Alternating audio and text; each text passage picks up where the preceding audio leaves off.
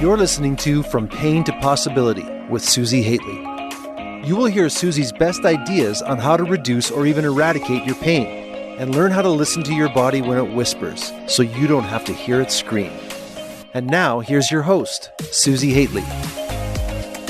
With this episode, I want to start it off by wishing all of you who are celebrating Christmas a very Merry, Merry Christmas. This episode is dropping on December the 23rd, so it will be a couple days for some of you. Others of you, you'll get to it on Christmas or just after Christmas. So whenever it is, I wish you all the best and all the magic of the festive and holiday season. I'm also aware that during this time, it can be really hard. That as festive and as magical and as peaceful as this season can be, it can be really, really hard. And earlier this week, we had a session in the Healing and Revealing Human Potential program talking about how you work with yourself when you are going to events that you don't necessarily want to go to, that you're seeing people that you wouldn't choose to see other times of the year. And this is a time of the year where it's necessary to do that. So there's a certain level of discomfort and angst and tightness and tension. So with this episode, I want to support you in the experience of that and what you can do for yourself to help you reconnect. Because if there's one thing I've noticed over time with my clientele and with myself, is that when we are in a disconnection type of mode, we don't tend to make as great choices for ourselves. And we leave ourselves to the side. We defer our inner authority. We don't listen to that inner compass, which is just another way of describing the inner authority. And so I want to support you in being able to do that through this season. One of the common things you hear me talk about on this podcast, and I talk lots and lots about in all the programs that I run, is that feeling is fundamental. When I look back over my almost 30-year career and evaluate what's contributed to my clients getting well and my professional trainees creating remarkable results, the key characteristic amongst them all is this ability to connect and listen to their body. And they're the ones who get better the fastest, and they're the ones who create remarkable client results. The key to that, the key to be able to listen to their body, is being able to quiet the mind, right? It's recognizing the power of thought in both its positive and negative attributes and clearing out the mental clutter, right? And that mental clutter can almost surreptitiously build up over time. But when you can clear it out, then you can connect more clearly with your body, right? And then you can tune into this inner wisdom, right? And that inner authority can become wholly your own. So the key here is that you're feeling and tuning into your thinking, into the clutter, into noticing how those thoughts make you feel, noticing emotions and how they resonate in your body. Notice when you're bracing or you're gripping against a scenario. And this might be kind of sadistic, but the season that we're in is a great place to experiment with this for many, many people that I know. So it really helps you train it. It helps you build up your capacity. So it's one way of being able to look at it. So with this episode, I want to help you connect and I want to help you feel, because the reality is that I've noticed with my clientele is feeling is not something that tends to be taught. When we think about feelings, we hear subjective experiences, and subjective experiences don't tend to have the same weight as objective experiences. And just distinguish between those two. When I talk about that which is objective, I talk about facts. I talk about things where whatever political spectrum you're on, whether you're left or right, whether you are in the court of law, whether you are plaintiff or defendant, you will all agree on that which is objective, right? You will all agree on the facts. It's black and white. It's clear. This is what occurred. The opinion you have about it, that's different. That's subjective. What you experience in your body around pain or symptoms, that's subjective. And you and I might have similar words to describe a subjective experience, but the reality is no matter how intuitive or empathic I am not in your body. So we might say the same words, but how we actually feel those words is going to be different because it's truly a subjective experience. So to be able to tune into one's feelings and one's subjective experience is really key to be able to tune into your own inner compass and your inner authority. It's key to tune into your emotional state. It's key to tune into what's going on in your brain with your thought process. It's key to noticing that as an event or as an experience with another person, whether it's family or friends, that makes you a little uncomfortable, it's key to noticing that level of discomfort, because so often we have been taught just to shove those negative feelings aside. Our brain is somewhat trained to do that too, because our brain tends to go for positive or pleasurable sensations rather than negative ones or uncomfortable ones. And so we are a bit wired up to do that. And certainly in many Western cultures, we are trained to not experience feeling that is uncomfortable, right? We are trained to bypass it. We are trained to fix it. We are trained to find the positive thought, find the silver lining, right? It's all really great.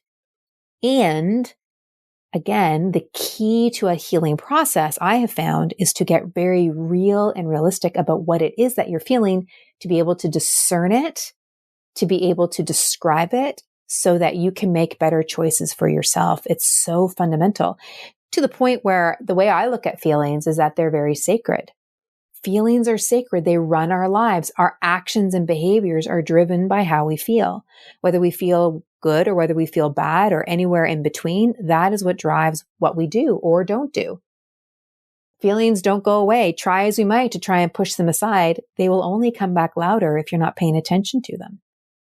They're interesting that way, right? Because they are sacred calls to awareness, to evolution. And a reality that I buy into is if we push them aside, we're pushing aside our authentic self.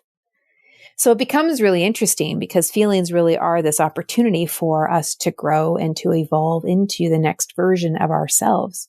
But we're not taught that very often. And yet, as I mentioned earlier, my clientele who really takes this on are the ones who get better the fastest, hands down. It is the common characteristic amongst them all. Because when you can connect into your brain and body and respond to them with deep care and support, it really is the ingredient for how self-love fuels self-care. Now think about that in terms of Christmas. Think about that in terms of family events. Think about any event that makes you super uncomfortable.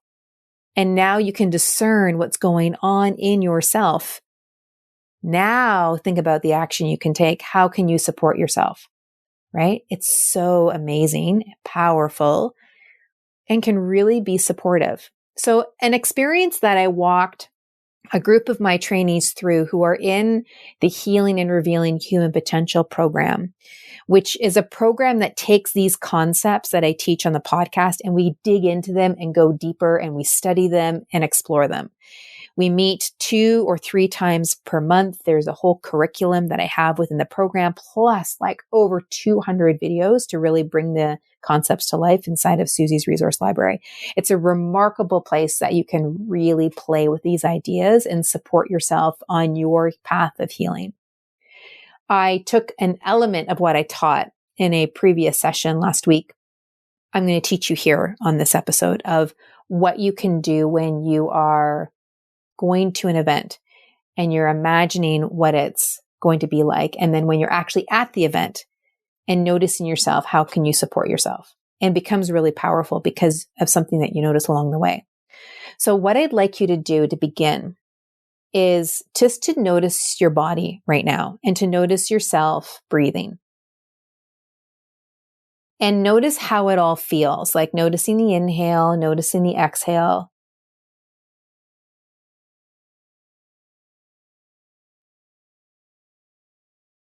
And pay attention to if the inhale is longer or shorter than the exhale, and not that it matters. It's simply bringing your awareness to your body.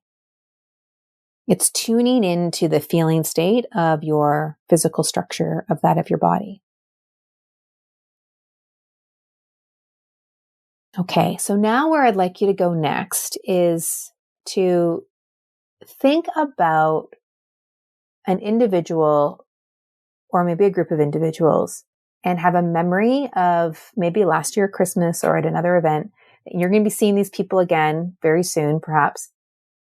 And they are something that they did that had you feel really crappy. That was very uncomfortable. And I want you, if it's safe and it feels okay to explore, is I want you to experience that feeling again. So the idea is that you're imagining and remembering, you're having the memory of something that occurred, and then your experience and your feeling about it. And notice where you feel that feeling in your body. Maybe there's an emotion that's tied with it. Notice the emotional resonance in your body, the vibration of it. So depending on the experience, you might simply notice like tension, bracing, tightness. You might also notice an emotion like worry, concern, anger, irritation, resignation.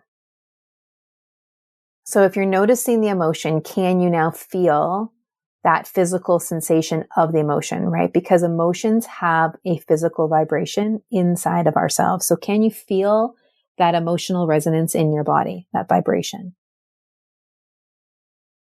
So you're coming into this place where you can feel the physical experience of that memory. Okay, now come back to your breath.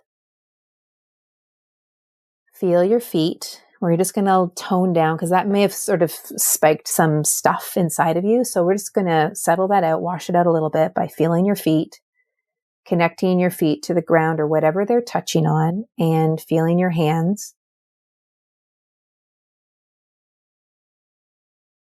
connecting to your belly or other parts of your body. So just kind of come into places of your body where you feel very comfortable, you feel very welcome. And then coming back to that inhale and exhale. If you have to shake things out or move things around a little bit. Okay, so as you're doing that, let's just recap what occurred. So there was a memory that I asked you to think about around somebody and their behavior or their actions, and you noticed your reaction to that. Now what I'd like you to do is the similar thing, but different. So you're going to bring up that same memory, but instead of noticing what you're experiencing in terms of feeling, I want you to bear witness to it. You're watching the action of that individual. So it's similar to watching a TV show or a Netflix or a Disney Channel or Prime Video or whichever of the many streaming services that are out there, that you're just watching it. So you're watching somebody having the experience.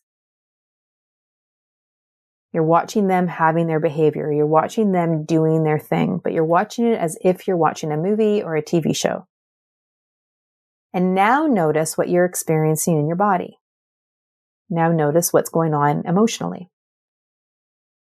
When I did this exercise with the group in healing and revealing human potential, what was really paramount and clear was in the former, when people felt the response that they had to someone's behavior, they felt it tight or braced. The emotions came up that were more of the content of like worry, concern, resignation, anger, irritation, of those types, right? When they bear witness to someone and just watching them, kind of think of like Buddha watching the movie of it. Now the experience was lighter. There was easier breath.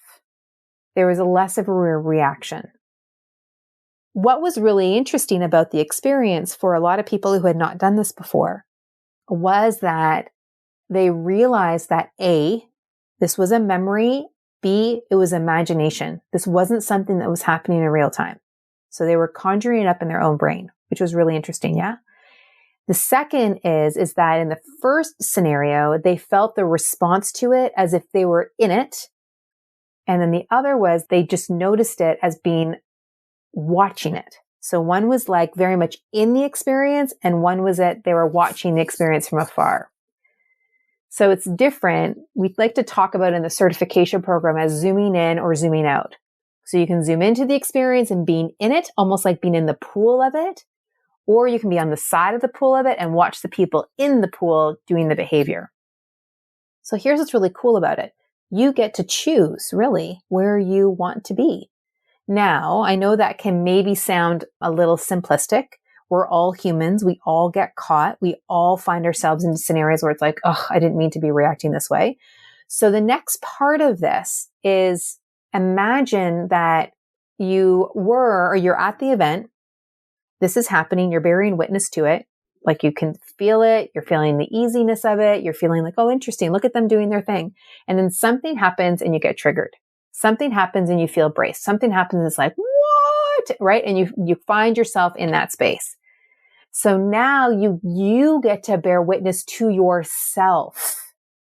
Bear witness to yourself in the experience that you're having. Now, it might be that you need to take a walk to the bathroom or you need to go for a walk around the building or something of that sort. But where can you or how can you just bear witness to yourself?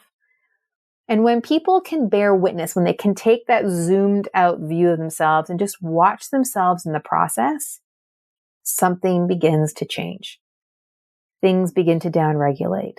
Breathing starts to settle out. More connection begins to happen.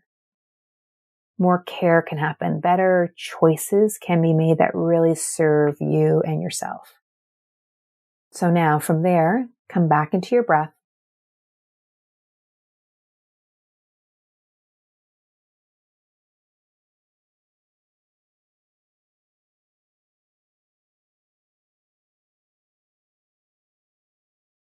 And feel your body.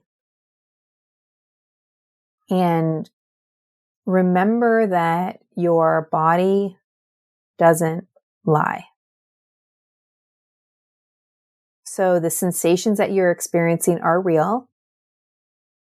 And when you can name them and recognize them as the reality that they are, then you start to be able to work with them and they can help guide you more clearly in a direction that you could go. So this leads to another exercise that you can play with, is to experience your body and your breath.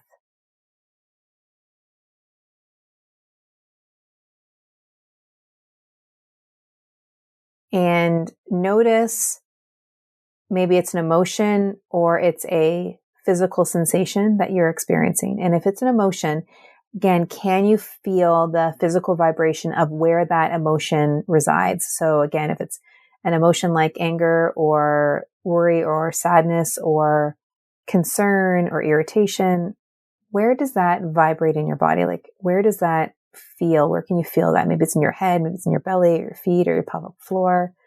Just notice what's happening in your body when you feel that. And I want you to ask yourself a few questions. And the first question is, hey there, sensation. Thank you for showing up. I realize it might sound corny, but go with me on this one. Tell me what it is that you need. Tell me what it is that you want.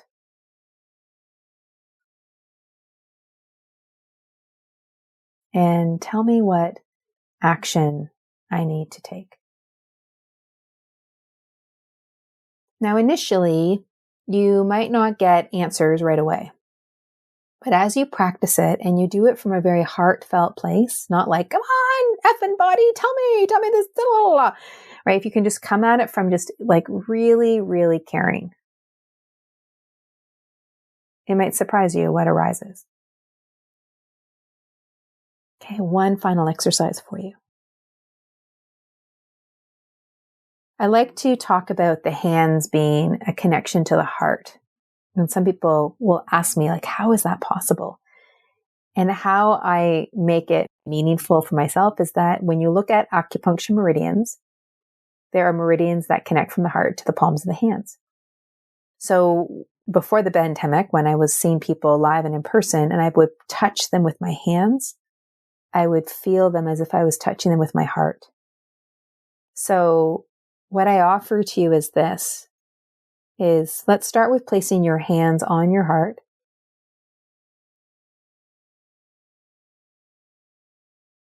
And then placing your hands together so your palms are touching. So in yoga, we call it a namaste position. It might be a prayer position.